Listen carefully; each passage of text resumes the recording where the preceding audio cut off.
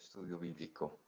En este fin de semana vamos a tener el Evangelio de San Mateo en el capítulo 16, comenzando en el versículo 13, terminando en el 20.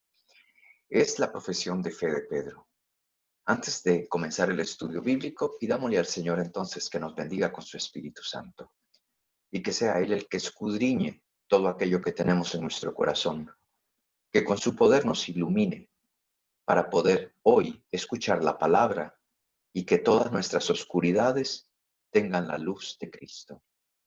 Y que todo aquello que haya que soltar, liberar, que en su nombre y en su palabra podamos sentir que se realiza.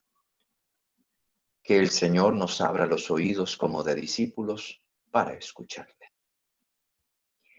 Gloria al Padre, gloria al Hijo y al Espíritu Santo, como era en un principio, ahora y siempre, por los siglos de los siglos. Amén.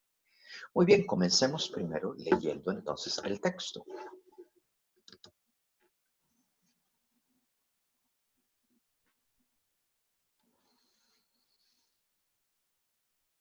Este fin de semana tenemos el texto que proviene de Mateo 16, en donde Pedro profesa su fe delante de Jesús.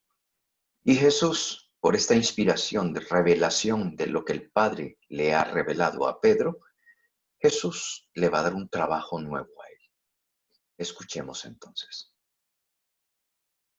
Llegado Jesús a la región de Cesarea de Filipo, hizo esta pregunta a sus discípulos.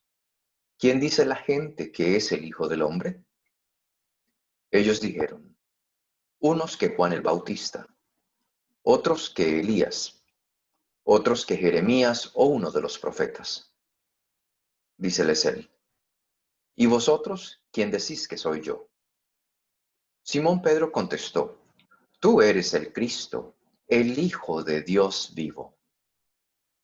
Replicando Jesús le dijo, bienaventurado eres Simón, hijo de Jonás, porque no te ha revelado esto la carne ni la sangre, sino mi Padre que está en los cielos. Y yo a mi vez te digo que tú eres Pedro, y sobre esta piedra edificaré mi iglesia, y las puertas del Hades no prevalecerán contra ella. A ti te daré las llaves del reino de los cielos, y lo que ates en la tierra quedará atado en los cielos, y lo que desates en la tierra quedará desatado en los cielos. Entonces mandó Jesús a sus discípulos que no dijesen a nadie que él era el Cristo. Palabra del Señor. Gloria a ti, Señor Jesús. Comencemos entonces con una pequeña introducción a este texto. El Señor ha ido progresivamente educando a su discípulo Pedro, pero también a los demás discípulos. Hay un grupito de 4, Pedro incluido, que han estado muy cerca de ciertas de las actividades de Jesús.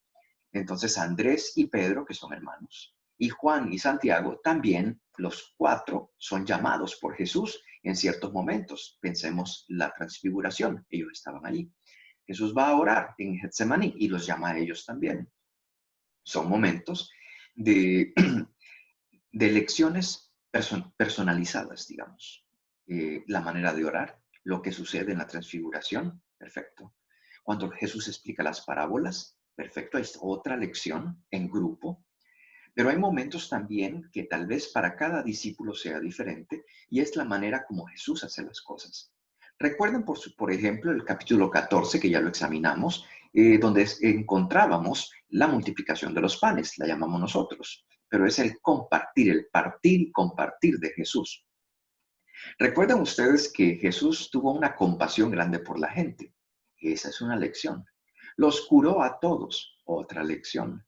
Dice el texto, los discípulos estaban preocupados por la gente, pero porque ya era tarde. Y le dijeron a Jesús, déjalos ir, porque ya es tarde y no tienen nada que comer acá, que vayan a los pueblos a buscar qué comer. Y Jesús dice, no, ustedes háganse comida para ellos, denles ustedes de comer. Y esa es una lección grandísima. ¿Cómo lo hacemos, Señor? Solamente tenemos 5 panes y 2 peces. Pues tráiganlo, dice Jesús. Ese tráiganlo, dénmelo, es otra lección. Jesús da gracias otra lección. Lo parte y se los entrega y se les dice, repártanlo. Otra lección, la manera como Jesús se entrega y para que ellos hagan el trabajo también. Y dice el texto, todos quedaron saciados. Y al final les pidió que recogieran los sobrantes, que fueron 12 canastas. También es una lección. Así que hay de todo y es bueno tener la mente abierta entonces en esos momentos de formación en el ministerio de Jesús, el discípulo aprendiendo cómo se comporta el maestro. Miremos entonces el material y es esa educación que Jesús tiene por el discípulo. El evangelista Mateo nos muestra cómo Jesús ha ido educando entonces progresivamente a su discípulo Pedro, entrenándolo en la fe. De hecho, este crecimiento progresivo de nuestra vida cristiana, porque usted y yo estamos incluidos en esto, no solamente los discípulos, Cristo está vivo hoy. Tiene que suceder si nosotros somos verdaderos discípulos. El discípulo, cada momento que ve actuando a Jesús, aprovecha para aprender algo. Y entonces se fija cómo habla Jesús. Vuelvo a repetir en ese capítulo 14. Jesús atendió a todas las personas, curó a los enfermos, luego les da de comer a todos. Y después, dice el texto, los despidió a todos. Ese es el Jesús del cual los discípulos tienen que aprender. Acuérdense este domingo pasado con la mujer sirofenicia, con la cananea, como dice Mateo, que ella venía gritando. Ella le había dicho a Jesús, Jesús, ten piedad de mí, mi hija está atormentada por un demonio. Y dice el texto que venía gritando detrás de ellos. Y los discípulos dijeron, haz algo, hazle algo, porque viene gritando detrás de nosotros. A ellos no les interesaba la sanación de la hija. Y lo que les interesaba era deshacerse de ella. Lo mismo pasó en la multiplicación de los panes. Los discípulos le dicen a Jesús, Jesús despide a la gente para que se vayan a los pueblos y se compren algo de comer. Jesús los reprende, no, dense ustedes de comer, que sean ustedes los que provean para ellos. Eso es lo que un discípulo se fija y dice, esta es una clase de Jesús para mí. Lo que Él hace, lo que Él me dice, son destellos de dirección de lo que el Señor quiere conmigo. Pedro lo tuvo cuando él mismo caminó sobre las aguas. Jesús les había dicho, váyanse al otro lado. Se fueron. El viento era contra y no pudieron avanzar mucho. Dice el texto, Jesús fue a la cuarta vigilia. En judío sería a la tercera vigilia, en romano a la cuarta. No es importante eso, pero solamente para que cuando en cierta Biblia va a decir cuarto y en otras tercero, es lo mismo. A la cuarta vigilia, en el momento más oscuro, se apareció Jesús. Porque Jesús no deja abandonadas a sus ovejas. Entonces ahí usted aprende. Y usted sabe, Jesús a mí no me va a abandonar. Jesús no importa por lo que el mar embravecido que yo esté yendo en mi barca, Jesús se va a aparecer a mí. Porque Él no me deja aún en el momento más oscuro. Eso es lo que un discípulo va aprendiendo del diario encontrarse con Jesús. Bueno, pero entonces en esta reflexión yo pregunto, usted y yo ya no somos como Pedro, Andrés, Santiago y Juan. Ahora usted y yo, en lo que nosotros hacemos de diario, tenemos que identificar dónde están las huellas de que Jesús está allí. Porque Jesús siempre está. Lo que decía ahorita en la oración. Él es el Emmanuel y usted va a trabajar y ahí está. Santa Teresa de Ávila es la que era muy chistosa para ella, para escribir, seria, profunda, pero ella misma decía, cuando estoy lavando las ollas, entro en éxtasis, decía ella, porque Dios está hasta entre los cacharros de las ollas sucias que yo tengo que lavar. Dios no se le escapa nada de lo que tú haces y cómo lo haces. Hay destellos de Dios en todo eso. Hay que descubrirlos. Porque si tú no los descubres, no aprendes lo que el Señor te está tratando de decir. hago una salvedad. El Señor no va a darte un destello de decir, oh, hazte más a la derecha para que no te caiga una rama. No, usted voltea a ver siempre, sea cuidadoso y cuidadosa en lo que hace, porque el Señor no anda quitándonos las piedritas para que no duelan. Eso hay que tener inteligencia y discernimiento para poder hacerlo nosotros mismos.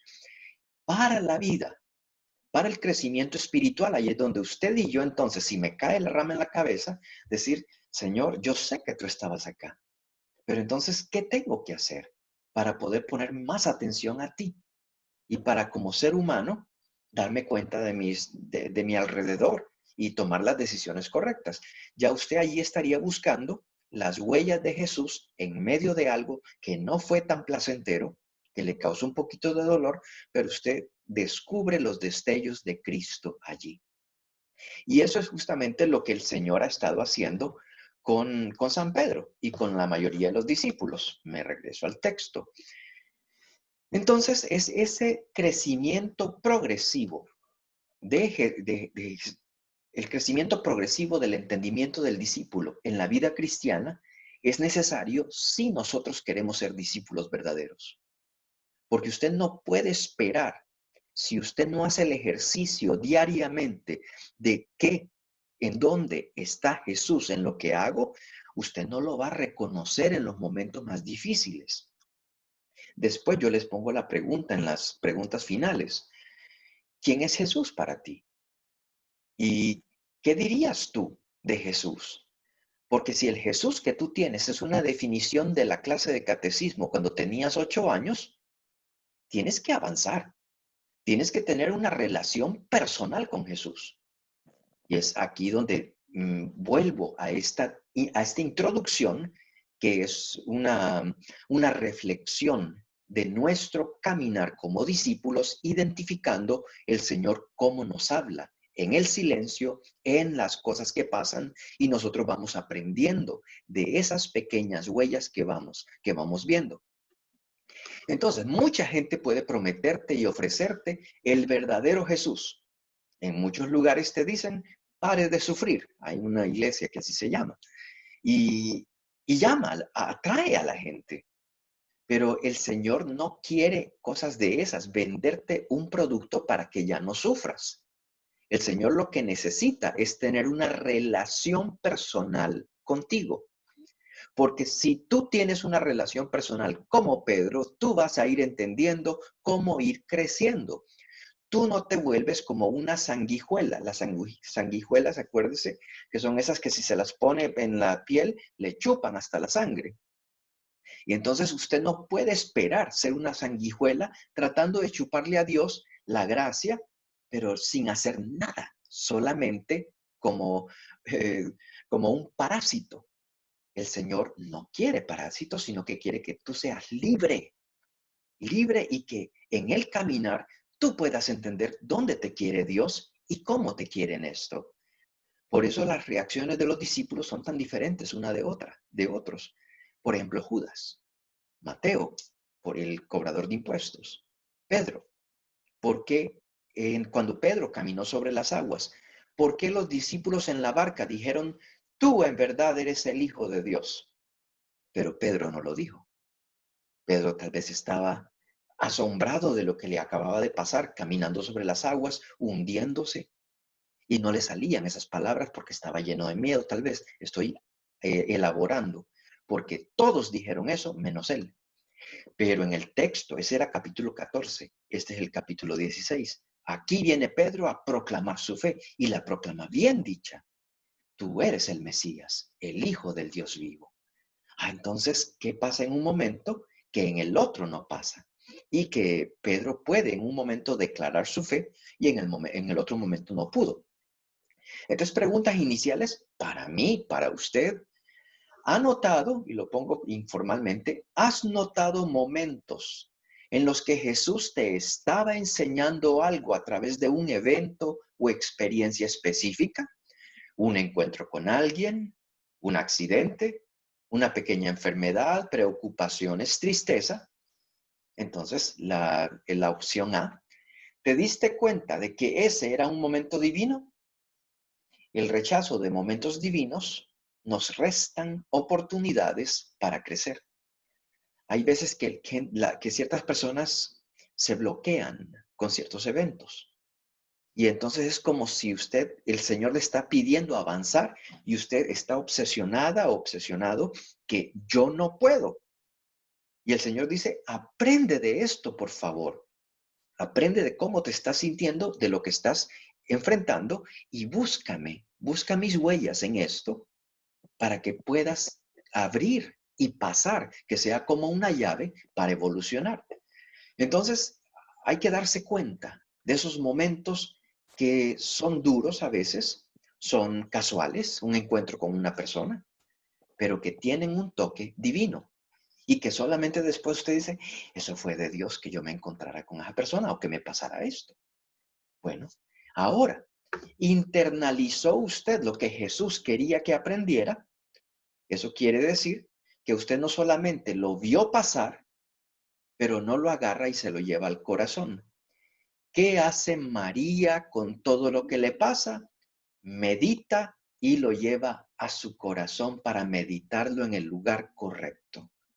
Entonces María no tiene que andarle preguntando a Dios qué es lo que Dios quiere, ya ella, que tiene Espíritu Santo, por eso es que ella, decimos nosotros, ella es llena de gracia, pero ella entiende que ese momento cuando Jesús se perdió en el templo y que ella sufrió porque no veía a Jesús durante 3 días.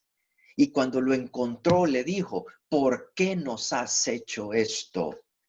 Y Jesús le responde con algo que cualquier mamá se hubiera ofendido.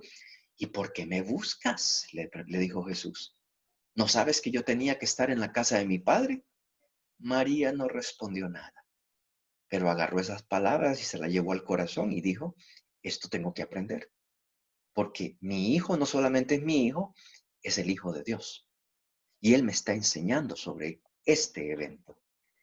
Tenemos ejemplos así pues en la Biblia. Ahora entonces, si usted y yo no internalizamos esas experiencias, se van escapando.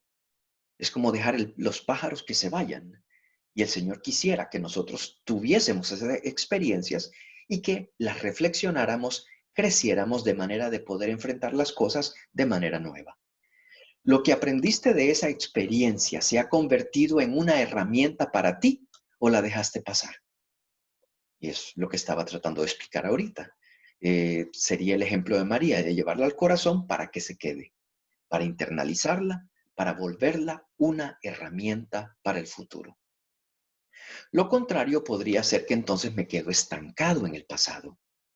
Y de nuevo, usted y yo podemos estarle pidiendo a Dios 1000 veces, por favor, ayúdame a discernir esto. Y el Señor dice, es que has pasado como 15 veces por la misma cosa y no estás agarrando lo que yo te he estado tratando de que aprendas, de que te calmes, que dejes que Dios te revele esto. Bueno, entonces Dios está presente y hay que descubrirlo. Dios está guiando y hay que descubrirlo. ¿Cómo es que nos guía? En medio de. Él no nos envía pruebas, pero en medio de las pruebas, Él nos guía y nos enseña. Mira aquí otra vez la palabra cesarea y si le digo corregir, me pone cesárea también. Hasta el computador anda en eso. Entonces digámosle que ignoró. Bueno, cesarea de Filipo. El primer versículo del texto que acabo de proclamar decía que Jesús se fue a la región de Cesarea de Filipo. ¿Por qué tenía que haber dicho eso? Esa es una área romana, pongo aquí. Allí hay muchas casas romanas, hasta hay un templo del dios Pan. Es uno que anda con una flautita y que tiene pies de cabra.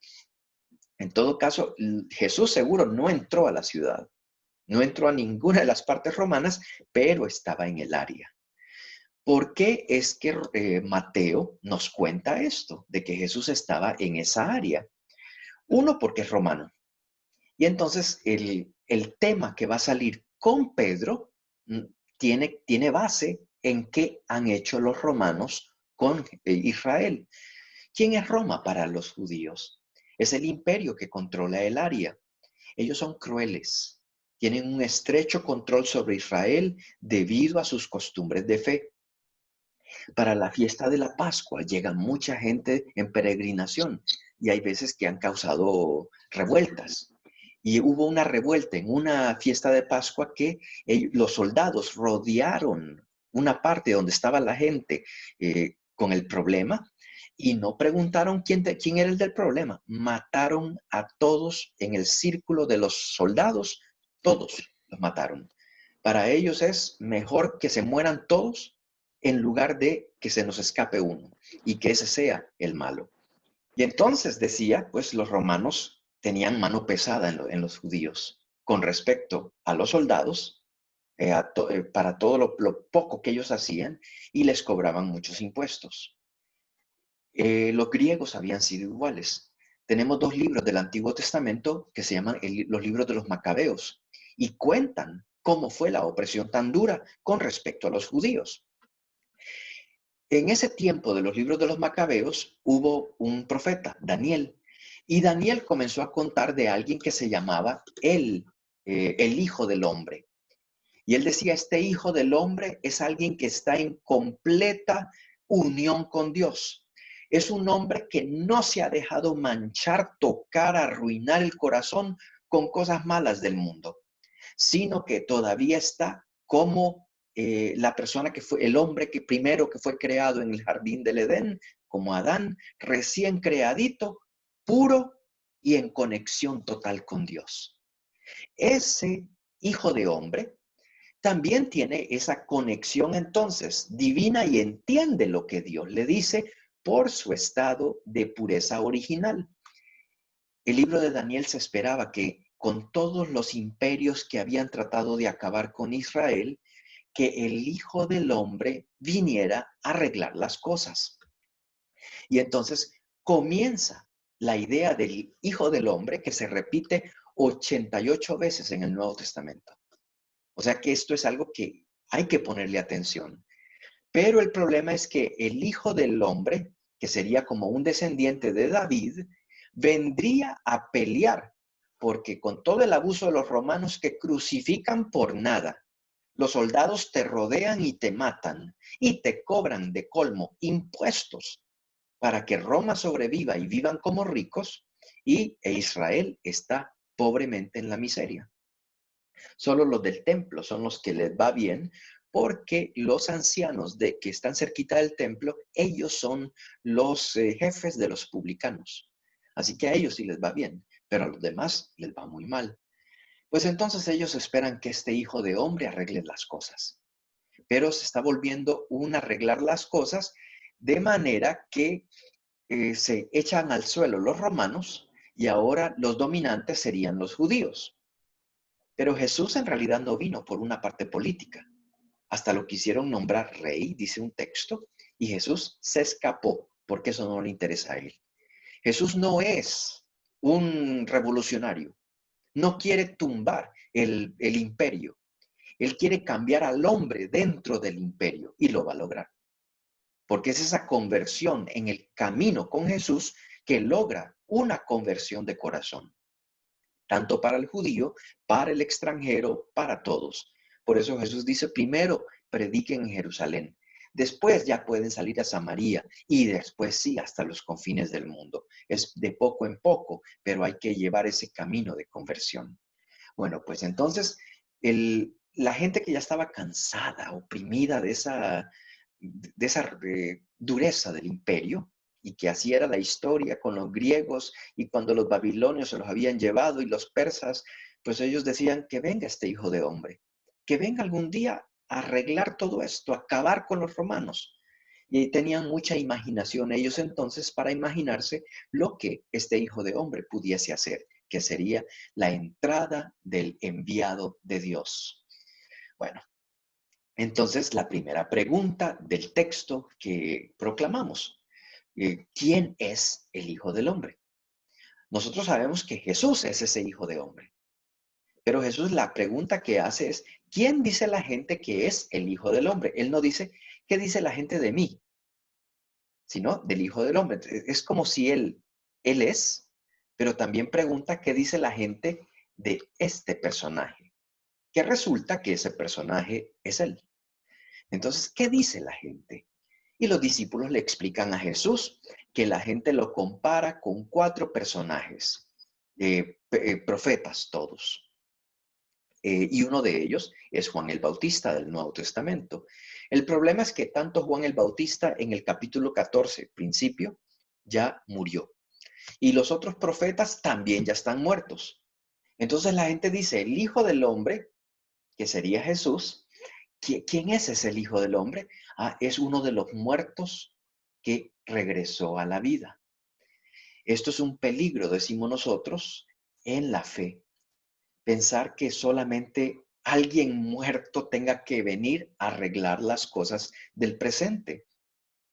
Esas son preocupaciones y promesas en donde tu pasado te ayuda, porque tú sabes tus capacidades, de dónde saliste, tus enfermedades, limitaciones, y puedes conducirte bien. Pero tu pasado, lo que viviste emocionalmente, no puede sanarte hoy. Ah, es que yo quisiera haberle gritado a mi papá por tal cosa, y 40 años después, al pobre viejito viene y le pega una gritada por los 40 años que no discutió con él bien, que no compartió. Eso no sana. Y ahora ya es muy tarde, ahora se vuelve una herida más grande, se vuelve venganza, ya no es sanación. ¿Qué hay que hacer entonces con el presente, con lo que tenemos hoy? Por eso el Hijo del Hombre, Jesús, no es un resucitado muerto. Jesús es presente hoy, es el que está.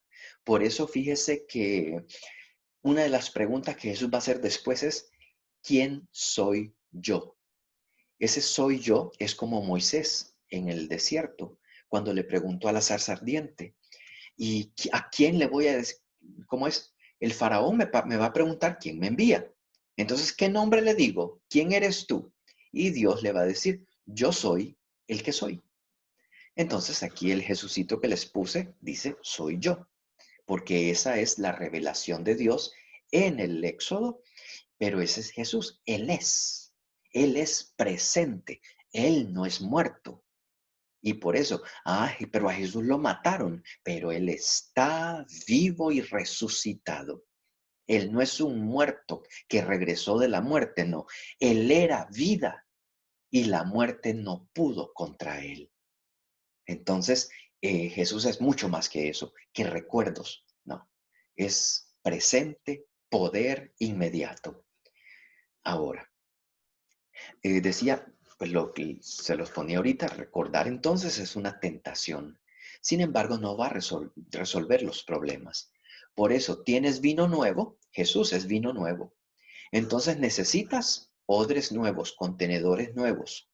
No metas a Jesús, que es espíritu y vida, que es el moverse el Espíritu de Dios en nosotros. No metas a Jesús en cajitas viejas, porque Jesús es novedoso y quiere revelarse de maneras nuevas. Ah, no, pero es que yo quiero como una revelación de Fátima o de Lourdes o de otra cosa.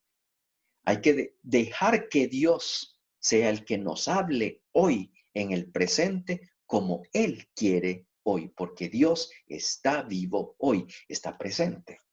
Bueno, pero entonces la segunda pregunta, que en esta segunda pregunta entonces es, ¿quién dicen ustedes que soy yo? Entonces les recordaba pues esa frasecita, soy yo, es como en el Éxodo. ¿Quién dicen ustedes? Ahora no es la gente. La gente que no me conoce puede pensar que yo soy uno de los muertos que volvió a la vida. No, el pasado no hace eso. Jesús es presente. Ahora entonces díganme ustedes, ¿qué piensan ustedes? ¿Quién soy yo? Y Pedro sale a la delantera y responde con 2 definiciones juntas. Él le dice, aquí lo pongo abajo, eres el Mesías, el Hijo del Dios vivo. 2 cosas, pero 2 cosas juntas. Pero tenemos que dividirlas para poder entender qué significa cada una de ellas. ¿Eres el Mesías? Primero veamos la dirección de tú eres el Mesías. La teología de la época esperaba una persona definida, no muchas. No eran muchos Mesías que iban a venir, era uno que era ese Hijo de Hombre. completamente intocable con respecto al pecado, una persona que todavía mantenía esa pureza de la creación original, y entonces por eso tiene una apertura en la cual él puede hablar con Dios, les decía ahorita. Entonces esa persona puede ser ungida por Dios porque tiene todos los atributos para poder hablar con él. Entonces ese Mesías tendría suficiente poder para completar las tareas dejadas sin terminar por todos los que vinieron antes, los profetas que nombraron. Unos piensan que tú eres Jeremías, otros dicen que tú eres otro de ellos. Y por eso es, pero ustedes, ¿quién piensan? Tú eres el Mesías hoy. Así quiere decir que tú eres el ungido, el que puede completar lo que nadie ha podido completar antes. Pedro le está diciendo, tú eres único, tú eres el último y definitivo rey y pastor de Israel. Tú has sido enviado a tu pueblo, a este tu pueblo, a toda la humanidad, para dar la plenitud de la vida. Con esto lo que estoy queriendo decir, y estas son definiciones que encontramos en los libros de teología, que es lo que decimos de Jesús. Jesús no viene a quitar vida, no viene a pedirte dinero, viene a darse él mismo. Por eso lo más importante para nosotros los cristianos es la Eucaristía, es el culmen de ser cristianos, porque Jesús se continúa donando. Entonces, pero es un pedacito de galleta, Padre. No, no para el que es capaz de reconocer los pasos de Jesús en mi diario vivir.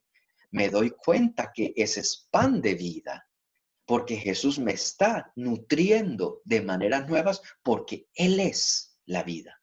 Él es el definitivo rey que es capaz de llevarme al estado original tal y como Él lo es. Recuerden que Jesús viene un ciego, no, el ciego es ciego, muy bien, pero Jesús le devuelve la vista, le devuelve el estado original. Solo Él lo puede hacer. Y eso es lo que uno entonces le dice a Jesús. ¿Cómo puedo yo regresar a ese estado? Necesito tu gracia. La samaritana va a ser muy linda porque le va a decir, dame de esa agua, porque yo no quiero estar volviendo a este pozo de la cual me vuelve a dar sed y tengo que volver. Dame de tu agua. Esa es una petición muy linda. Y eso es justamente lo que Pedro está diciendo. Tú eres ese Mesías que es capaz de restaurar la humanidad, tu pueblo, como lo hiciste de ejemplo en la multiplicación de los panes, tú te puedes dar completamente. Entonces, ya poniendo yo palabras en la boca de Pedro, digo yo, Pedro está diciendo, la humanidad debería de saltar en un pie, porque el cumplimiento de nuestras oraciones y la esperanza está en Jesús. Y Jesús es amoroso, no es vengativo. En Jesús encontramos la paz. Él es nuestra paz. Entonces, qué lindo saber que el que viene con el poder de Dios no viene a castigar, no viene a romper, sino que viene a rehacer, viene a restaurarnos a lo que debimos haber sido desde el principio. Y Él es el único que lo puede hacer. Ahora, segundo, entonces tú eres el Mesías, significa eso. Tú eres definitivamente el que puede completar ese trabajo. La segunda parte, tú eres el Hijo del Dios vivo. ¿Qué quiere decir eso? Que Jesús vive en una relación única y particular con Dios y es hijo. Esa es la relación particular y única, que Él no es un conocido de Dios, Él no conoce de Dios. Yo soy sacerdote y me encanta la palabra y me gusta profundizarla y me encanta compartirla, pero yo conozco a Dios por su palabra, pero estoy descubriendo pero Jesús tiene una completa comunicación. Y entonces Él es el Hijo. Y entonces es comunicación abierta entre el Padre y Él. Decimos nosotros es igualdad, comunión de amor entre el Padre y Jesús. Y fíjense que Jesús no es egoísta. Comienza Jesús a entregarles a los discípulos también entonces esta clase de conocimiento que él tiene del Padre. Hasta Jesús dice, yo se los comentaba hace rato, después del que hablamos de las parábolas, les comentaba cómo Jesús una vez estaba desilusionado cuando veía a Corazín y a Betsaida y decía, ay de ti, Corazín, ay de ti, Betsaida. Tantos milagros se han hecho en estas ciudades y no han creído. Han sido duros de corazón. Y luego queda viendo los discípulos y dice, pero estos aquí alrededor mío, estos 12 son simples, pero creen, tienen el corazón abierto a ti. Y entonces comienza Jesús en ese momento, capítulo 11 de Mateo, versículo 27, te doy gracias, Padre, porque has revelado estas cosas a estos pequeños. Así ha sido tu voluntad y tú lo has hecho bien hecho. Y luego él continúa hablando de la revelación del Padre al Hijo y del Hijo a esos pequeños. Entonces, el Dios que Jesús nos revela a través de su vida y sus acciones tiene el título de Dios vivo.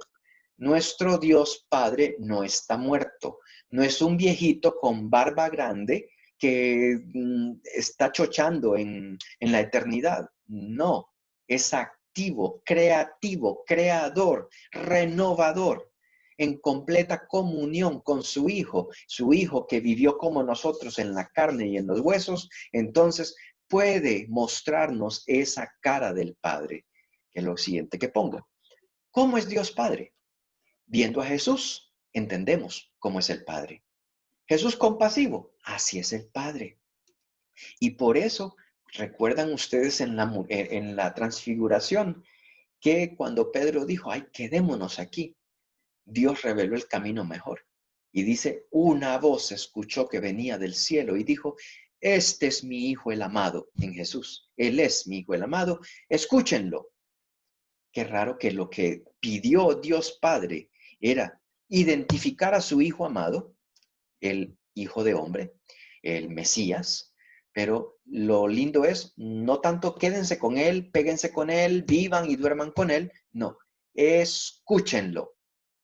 Es allí donde usted y yo encontramos entonces la puerta abierta para ver al Padre, pero también para saber qué es lo que usted y yo necesito. Jesús no necesita, me salgo de esto. Jesús por eso no necesita gente. Qué lindo que nosotros alabemos al Señor. Y bendito y glorificado sea su santo nombre, porque la alabanza nos edifica a nosotros y nos da la oportunidad de reconocer lo lindo que es Dios, y entre más lo decimos, más lo internalizamos y se vuelve uno con nosotros. Por eso no dejemos de alabar. Pero el Señor no es uno que necesite alabanza. Él no crece. Usted le puede decir, tú eres grande y poderoso. Y el Señor se hace más grande. No, Él ya es todo lo grande que se pueda. Y recuerde, usted dice alabanzas. Señor, tú eres lo más puro. Claro, ya también así dice el detergente que compramos, que es el más puro para poder dejar más limpio. Señor, tú que eres puro, límpiame. No hay palabras nuevas que podamos utilizar en nuestra alabanza. Por eso, cuando nuestra alabanza se vuelve de corazón, aunque sean palabras rebuscadas que no las entendemos bien, pero empezamos a adorar desde lo que somos, no tanto de lengua para afuera, sino de corazón. Y el Señor, no te entiendo, pero como niño de pecho, balbuceo, porque quisiera decirte cuánto te amo. Es una alabanza diferente. Entonces, pero vuelvo a repetir, Dios no anda pidiendo, alábenme, alábenme. No, el Señor no necesita eso, pero nosotros nos beneficiamos con la alabanza. Es algo que se vuelve fuerza para nosotros y se encarna tanto en nosotros que entonces comenzamos a volvernos un poquito como Cristo y a reconocer la cara del Padre en lo que vemos a diario. Te vuelvo otra vez al texto. Entonces, Pedro ha visto el rostro del Padre en lo que hace Jesús. Compasivo, misericordioso, lo que explicaba con la multiplicación de los panes, cómo Jesús se entrega a la gente. Jesús tiene esa capacidad entonces de reconstruir a aquel que está destruido. Ponía yo un ejemplo que Jesús trata a la gente completamente distinto los unos de los otros. Un endemoniado, fíjense que Jesús lo sanó y raramente el endemoniado le dijo a Jesús, me voy contigo. Yo quiero seguirte donde tú vayas. Y Jesús le dijo, no, te me vas para tu casa, a tus padres y les cuentas lo que Dios ha hecho por ti, que es muy lindo, porque Jesús, lo que les decía ahorita, no necesita alabanza, no necesita todo el mundo detrás de él ni tocándolo. Lo que él necesita es que lo escuchemos y que su palabra se haga obra en nosotros.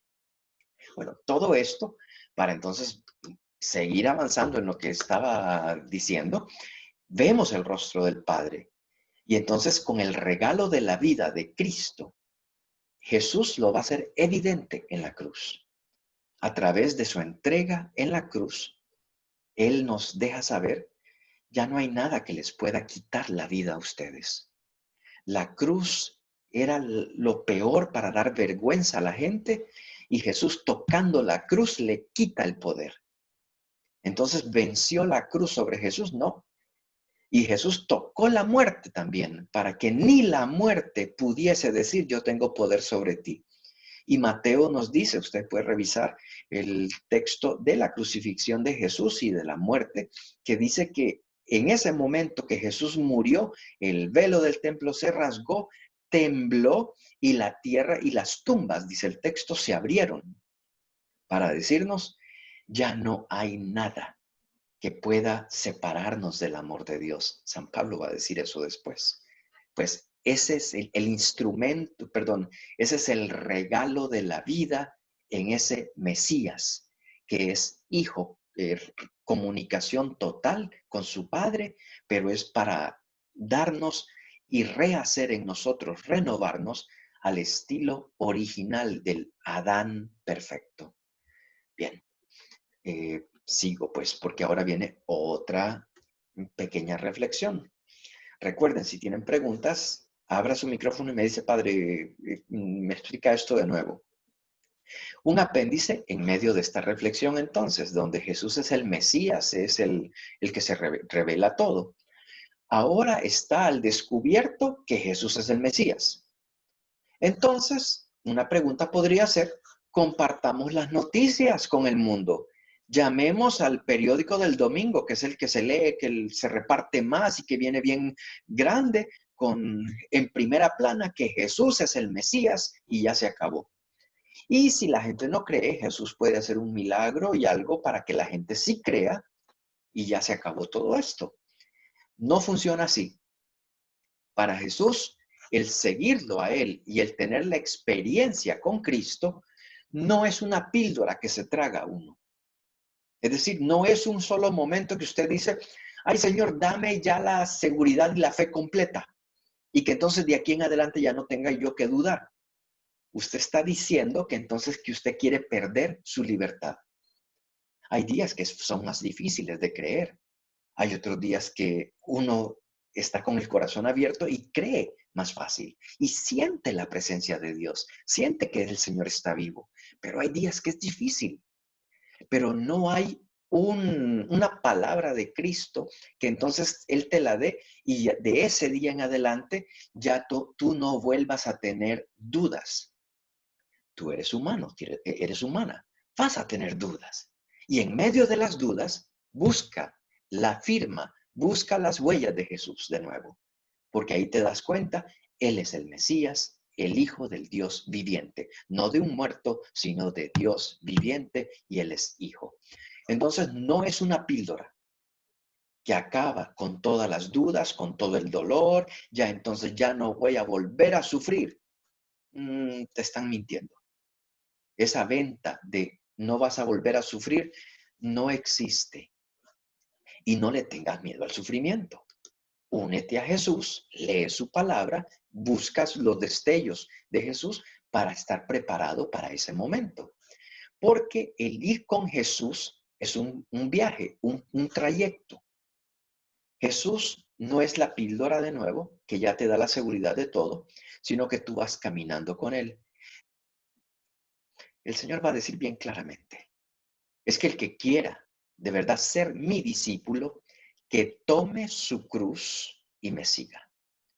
Es decir, todos los días vas a tener un poquito de muerte, de adaptación, de contemplar cosas que no están bien, cosas que sí necesitas reforzar.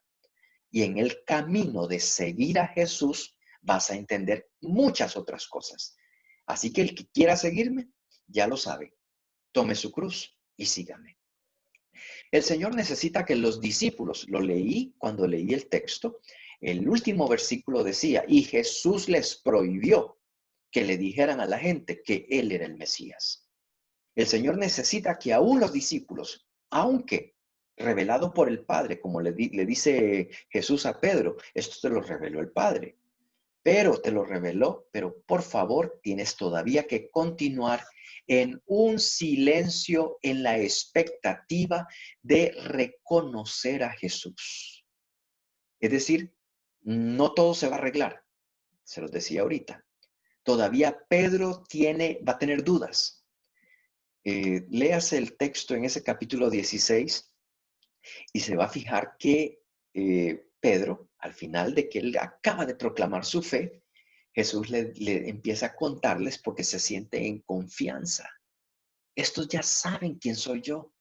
Y empieza a decirles, pues el Hijo del Hombre, yo voy a ser entregado a los líderes del templo.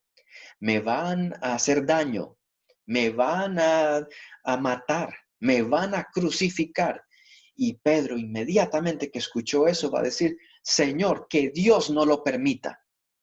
Y viene Jesús y le dice, Pedro, apártate de mí, Satanás. Ese es el Pedro que hace 5 minutos le acaba de decir, eres el Mesías, el Hijo del Dios vivo. 5 minutos después le está diciendo, tú no toques la cruz, tú no toques el sufrimiento. Eso no está bueno para ti. Dándole órdenes al maestro, dándole órdenes al que tiene conexión total con Dios, que muestra el rostro de Dios. Pedro ya le está diciendo lo que él tiene que hacer y lo que no puede hacer. Es que Pedro no quiere sufrir. Pedro puso resistencia a la pasión, puso resistencia a su propio sufrimiento y dudas. Y Pedro no puede bloquearse en eso. Por eso es que cuando Pedro niega al Señor y se da cuenta de su traición, llora. Porque se da cuenta, yo he estado resistiéndole a este que me está amando y tratando de conducirme. Y yo me he estado como niño resistente con un berrinche. Me le he estado alejando. Y llora y sana en su corazón. Por eso es cuando Pedro vive todos los momentos hasta la pasión, la cruz y la resurrección, entonces él ya puede poner todos los pedazos de lo que ha vivido para poder tener su fe pascual, la fe en Cristo. Pero de nuevo, sin vivir ese caminar con Jesús a través de la pasión y la muerte, no, eso sí no lo quiero yo, Señor. Tenés que pasarlo. Por eso es lindo Tomás, que Tomás tuvo muchas dudas, pero volvió el domingo siguiente. Es decir, él sabía, yo necesito de Cristo. Tengo mis dudas, pero necesito de Él. Entonces, hermano, hermanita, para todos nosotros, no busquemos atajos. No pensemos que con saber algo ya no necesito lo demás. Felices o tristes, esta parte está mal aquí, felices o tristes, todo tendrá una gracia dentro de ese ser feliz o ser triste. Y en esa gracia va a ser evidente la presencia del Señor. Pero camina, avanza, reflexiona, observa dónde está para que tu fe sea duradera, robusta y sólida como la casa de la cual nos habla Jesús en el Evangelio de Mateo, la casa construida sobre la roca. Bueno, ahora entonces, Pedro le dijo a Jesús, tú eres el Mesías, y también le dijo, tú eres el Hijo del Dios viviente. Ahora Jesús cambia la dirección y le dice a Pedro, no, tú eres, ahora déjame decirte lo que tú eres por haber declarado la fe de esta manera, déjame decirte lo que ha pasado acá. Entonces la escritura comienza un crescendo, se llama esto, lo que pongo acá. Es decir, es como la música que va de suavecito y se va aumentando de potencia y luego se escuchan todos los instrumentos al mismo tiempo y usted dice, wow, qué bonito. Pues aquí Jesús se siente toda esta gracia.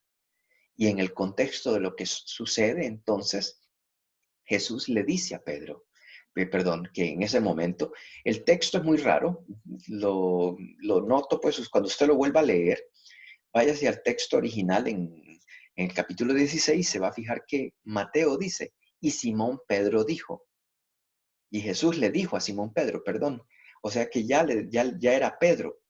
Es un detalle que se le escapó a Mateo. Jesús le cambió el nombre ahorita. Antes de esto no se llamaba Simón Pedro. Ahora, de ahora en adelante sí se va a llamar Simón Pedro. Pero lo primero que le dice Jesús es, Simón, hijo de Juan. Y esto es muy lindo porque Simón es la realidad humana. Es lo que yo soy. Me pusieron ese nombre y yo soy esa persona. Yo respondo a esto.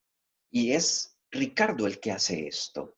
Y es cada persona, lo que somos nosotros, cuando dicen ese nombre, eres tú.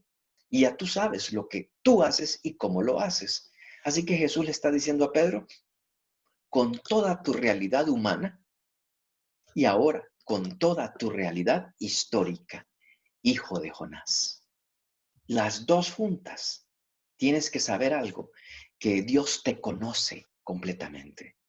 Conoce lo que eres ahorita y el producto de lo que tú fuiste en tu historia. Por eso Jesús les había recordado ya que hasta los cabellos de la cabeza estaban contados, es decir, Él lo conoce todo. Este salmo me encanta y cada vez que puedo lo repito. Señor, tú me has probado, pero este probado no es como un examen, sino es como cuando están buscando petróleo, que meten algo para que vaya, una guía para que entre lo más profundo posible, para ir buscando dónde está. El salmista, que nosotros decimos es David, le dice, Señor, tú has entrado a verme por dentro, me conoces, sabes cuando me siento y me levanto. Tú entiendes mis pensamientos desde lejos. Examinas mis viajes y mi descanso, es decir, mi ir y venir y mi recostarme. Con todos mis caminos me conoces, le dice. Incluso antes de que una palabra esté en mi lengua, Señor, tú lo sabes todo. Y eso es lo que de hecho Jesús sabe de Pedro. Simón, hijo de Jonás. Conozco todo lo que tú eres. Conozco lo que vas a hacer después también, pero a ti, aún conociéndote, aún sabiendo que eres incapaz de comprender muchas cosas, quiero decirte que tú hoy vas a ser piedra. Y dice el texto entonces, ahí es donde le cambia el nombre. Y hago yo una reflexión. Entonces, Pedro nació con la predestinación de ser Pedro, porque si la predestinación sirve, entonces, hombre, ¿qué pasó con nosotros?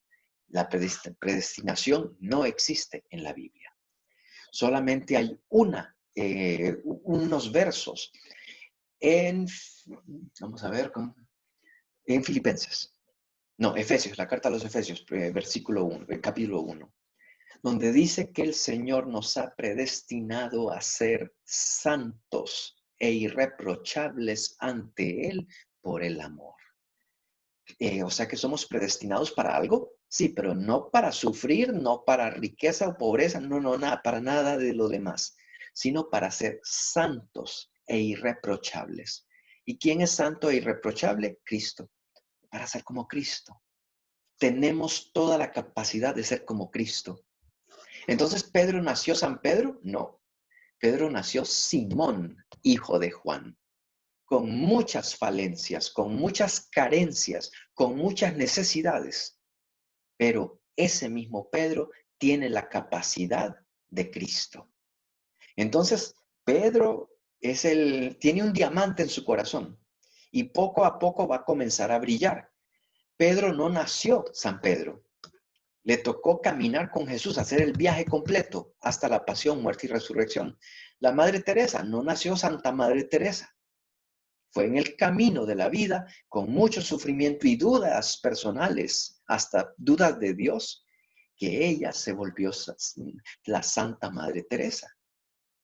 Esto para decir entonces, mire, usted y yo tenemos que darle gracias a Dios por el Simón, hijo de Jonás. No tanto Pedro, sino que lo que quiero decir, usted, su Simón, quién es usted y su historia, que usted tiene que dar gracias por eso.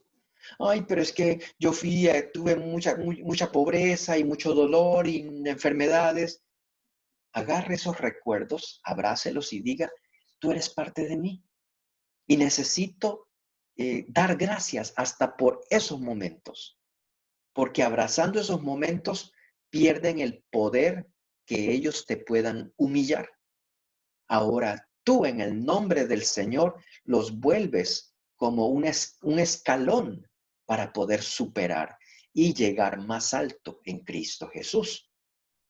Así es como Dios, nos dice la carta a los Filipenses, Él comenzó la buena obra en ti cuando tú eras Simón, hijo de Jonás, allá en los campos, los que crecieron en unos campos, allá solito en la escuela, cuando nadie te hablaba, cuando algunas personas pensaban que tu pelo no era bonito, te criticaban por esto y lo otro, todo eso. Y ese es mi comienzo, pero mi comienzo tiene algo muy lindo, que el que lo comenzó lo va a completar. Y eso es lo que tenemos nosotros en Pedro. Por eso no es predestinación. No es entonces, Pedro la tuvo facilita con Jesús. No, la tuvo difícil también. Pero es escuchando a Jesús que podemos entender y agarrar de nuevo las huellas de Jesús para saber cómo caminar sobre esas huellas para llegar a donde Él fue. Bueno, pues, entonces ahora Jesús, que ya le cambió el nombre, le va a revelar algo más a Pedro. Primero, la revelación. ¿Quién le reveló esto a Pedro? ¿Quién se lo dijo? Y Jesús le va a decir, este fue el Padre. Mira, yo a mi vez te digo que tú eres Pedro, y sobre esta piedra edificaré mi iglesia, y las puertas del abismo, del Hades, no prevalecerán contra ella. A ti te daré las llaves del reino, y esto es importante para nosotros, las llaves del reino de los cielos.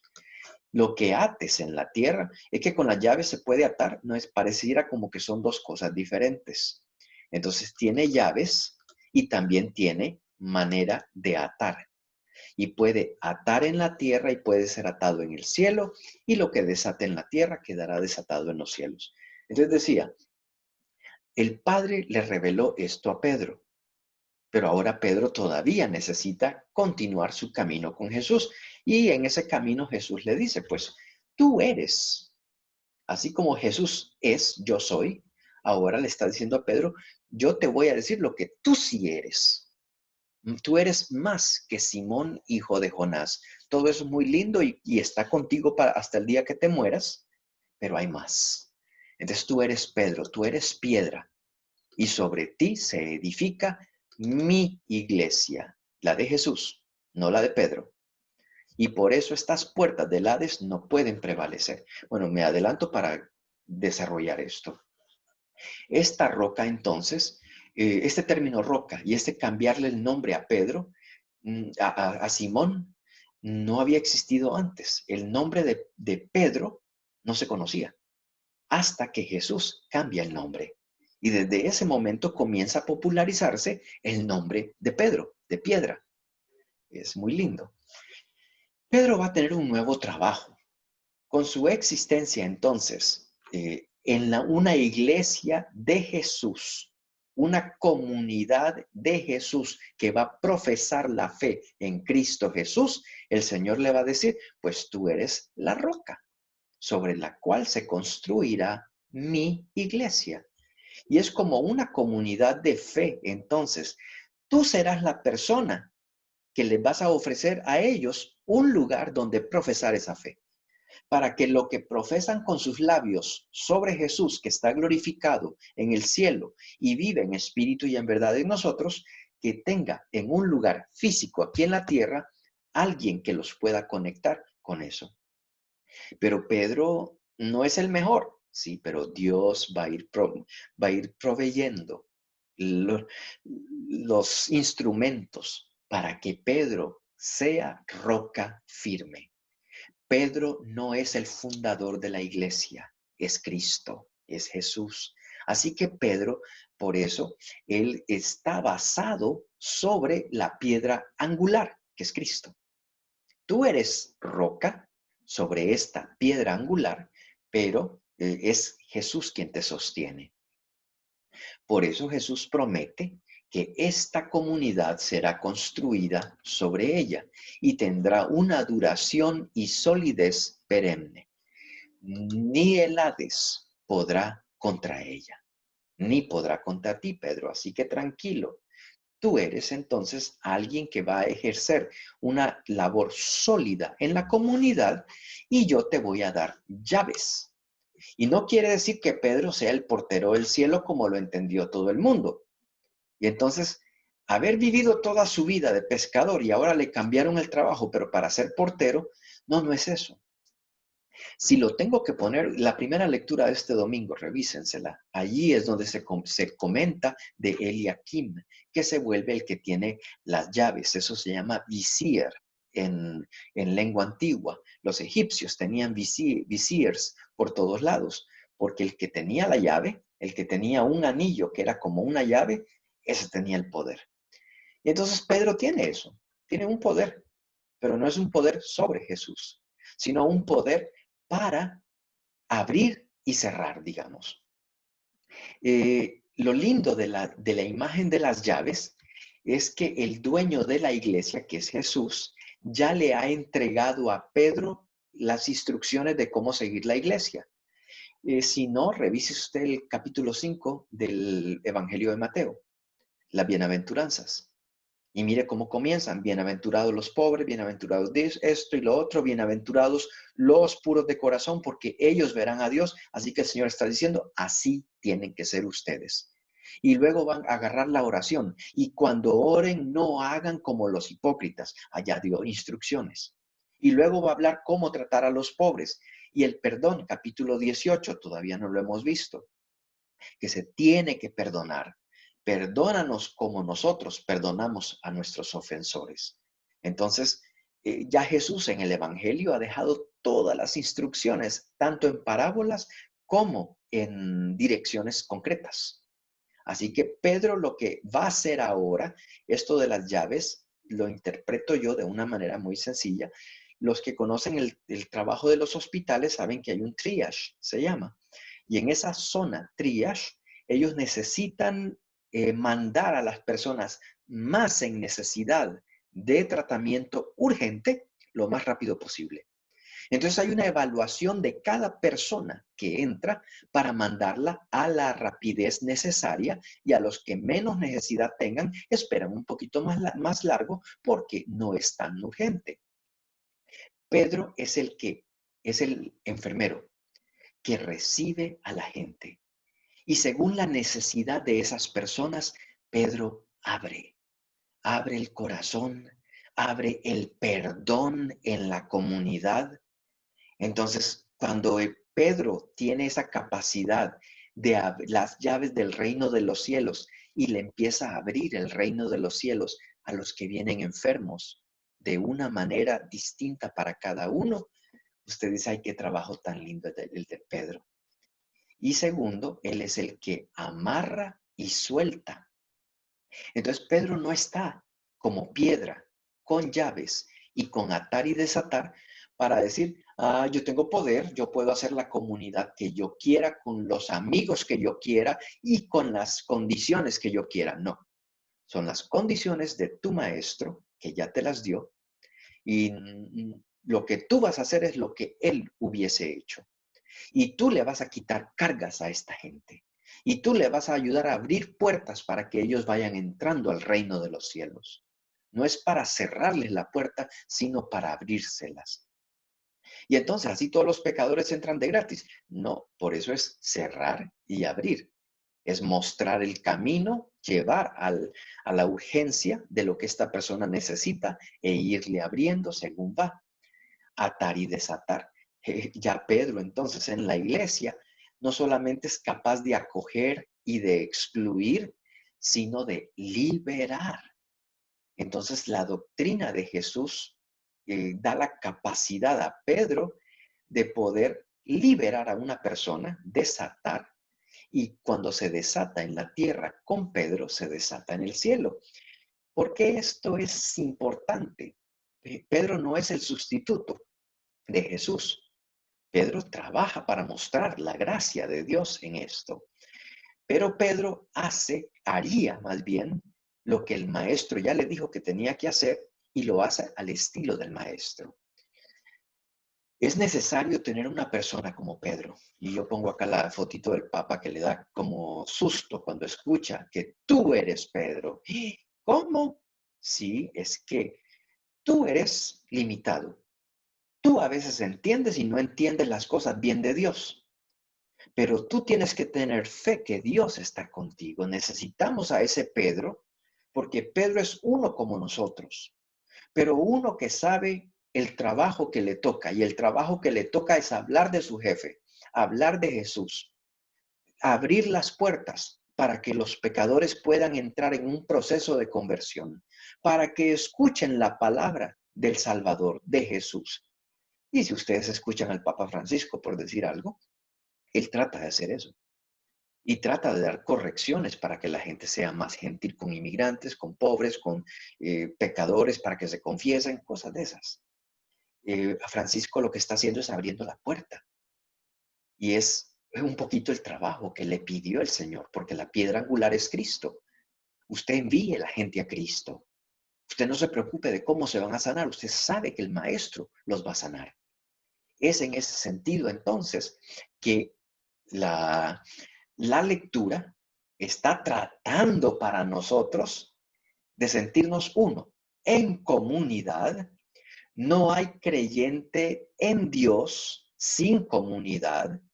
No hay creyente en Dios sin un Pedro que te pueda corregir y te pueda decir las cosas en la cara también, y te pueda conducir y abrirte la puerta para el siguiente paso. Eso es lo bonito. Y es el progreso espiritual de cada uno de nosotros, y es la humildad también de nosotros de ver en ese pecador, ver que la gracia es más grande, que Dios es el que está actuando.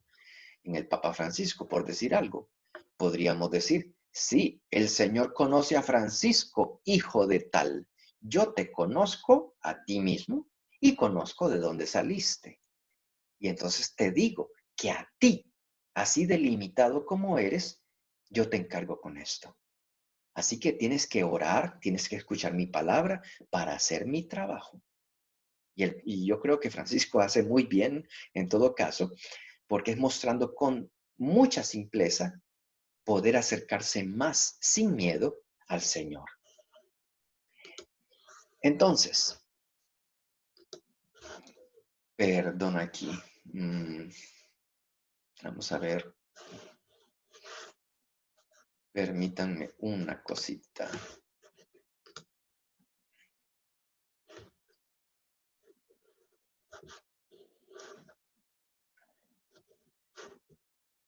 Listo. Sí me ven todavía, ¿no? No soy un fantasma. Bueno, en todo caso, es allí donde termina el texto. Gracias, muy amable. Allí donde termina el texto, pero termina casi dejando lo que es del cielo, lo que es el Mesías, Hijo del Altísimo, Hijo de hombre, lo termina poniendo en las manos de Pedro. Y uno dice, ay Señor, te escogiste al peor de todos, que te va a negar, que inmediatamente que tú le cuentes de la pasión, te va a echar la espalda. Pero es ahí donde la gracia se muestra. Y cuando nos encontramos con Pedro, nos estamos encontrando con lo que somos cada uno de nosotros. Y lo que el texto quiere para nosotros es que tengamos una fe aterrizada, porque es una comunidad, una iglesia terrena, pero con los pies de ya en lo divino. Pongo unas preguntas. Vamos a ver. Entonces, ¿qué pensaría la gente de Jesús hoy en día? Y recuerden que la gente está influenciada por todos los canales de internet que comparten graves distorsiones sobre Jesús y la Biblia. Y aún en los programas de chistes se ponen cosas de la Biblia o de Jesús, dicen barbaridades y a veces hasta ellos se las creen. ¿Y qué pensaría entonces la gente de Jesús? Cuando yo he escuchado gente que critica la fe y la critica porque el Génesis con esa historia de la serpiente que habla, oh, eso es una tontería. Léase más y aprenda los géneros literarios, Señor. Pero con un solo ejemplo no puede juzgar todo el resto. ¿Qué diría entonces la gente hoy de Jesús? Ahora, Jesús me mira directamente y me pregunta, ¿quién dices tú que soy yo? ¿Qué dirías tú de Jesús si hoy te preguntan en la calle? ¿Te quedarías sin palabras? Entonces, una otra pregunta. ¿Quién es Jesús en mi vida, en tu vida?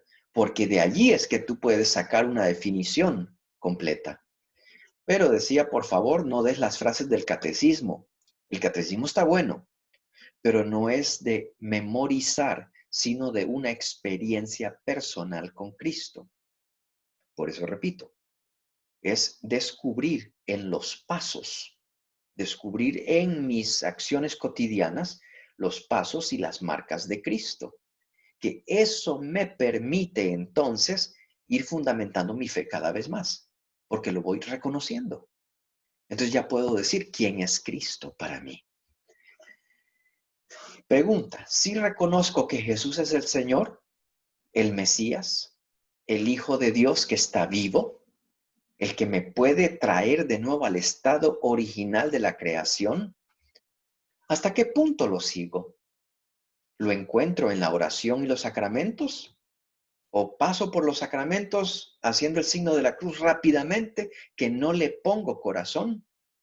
Entonces no es culpa del sacramento, sino es culpa un poquito tuya, que no estás encontrando los signos divinos en el sacramento y no estás poniendo de tu parte para dejarte tocar por Dios. Reconocer a Jesús es también aceptar la misión que me confía en la iglesia, lo que hizo Pedro. Soy consciente de que no puedo ser cristiano aislado, porque a veces uno dice que a mí no me gusta la gente que va a la iglesia, a mí no me gusta cómo predica el Padre, a mí tenemos tantas condiciones y no puedo ser cristiano aislado. No puedo ser un cristiano anónimo, sino que formo parte de una comunidad llamada iglesia donde todos tenemos fallas y bondades y crecemos juntos. Y nos perdonamos los unos a los otros y nos abrimos con las llaves del reino, las puertas del reino de Dios. Ahora, ¿presento a la gente al verdadero Jesús? ¿O estoy presentando un Jesús que no existe? Un Jesús milagrero, un Jesús bombero, como decíamos en la renovación antes, un Jesús que solamente cuando tengas una emergencia lo llamas y después ni te acuerdas ya más de Jesús. Eres un pequeño Pedro en tu círculo familiar y de amigos, es decir, mostrando el rostro del Padre, estudiando la Biblia, obtienes las llaves para iluminar a los demás. Entonces te vuelves Pedro, porque le empiezas a aclarar a la gente sin tratar de defender cosas, sino simplemente en tu experiencia comentar cómo tú vas viendo que Dios va tocando tu vida y te va volviendo una persona seria y con responsabilidad de tu fe. Y entonces tú estás hablando de lo que estás viviendo, no estás hablando de lo que está en un papel. Bueno, y es claro para mí que la iglesia no puede separarse de Jesucristo, del Mesías. Mi encuentro con el Señor debe ser como un miembro de la iglesia. Y pido a Dios por el sucesor de Pedro y los apóstoles. Sigo sus enseñanzas y con esto no es que Él nos esté enseñando algo nuevo. No, no, no, no. Siempre es escritura. Siempre es de Cristo. Pero como Cristo no dejó instrucciones en los evangelios de cómo utilizar los computadores, entonces usted y yo no, estamos dejándonos guiar por la reflexión de pastores serios, en el caso del Papa, que a veces nos den instrucciones y recomendaciones. Entonces dejó una encíclica, dejó un trabajo pastoral, Laudato Si, que esa fue una palabra que utilizó San Francisco, alabado seas, Laudato Si. Y eso Jesús, como era de San Francisco, lo utilizó, el Papa Francisco lo utilizó para hablar de la naturaleza y nuestra responsabilidad, porque Dios es regalo de Dios. Eso es lo que hace un maestro tratando de relacionarnos por lo que vivimos hoy en día, la polución ambiental, el maltrato, los desechos, para que pensemos como Cristos, hasta con los plásticos que trabajamos. Bueno, ya es tarde. Yo no los quiero dejar mucho tiempo tarde, pues, porque es bueno medir nuestro tiempo, qué pena. Y entonces nos vemos la próxima vez, para que no les vayan a regañar en su casa. Muchas gracias, Padre. Gracias, Padre. Gracias, Padre. Muchas gracias. Bueno, pues cuídense mucho, sean como Pedro, bien imperfectos, pero abiertos al Señor y dejándose guiar. Que Dios los bendiga entonces. Igualmente, Igualmente. Padre. Nos vemos. Nos vemos.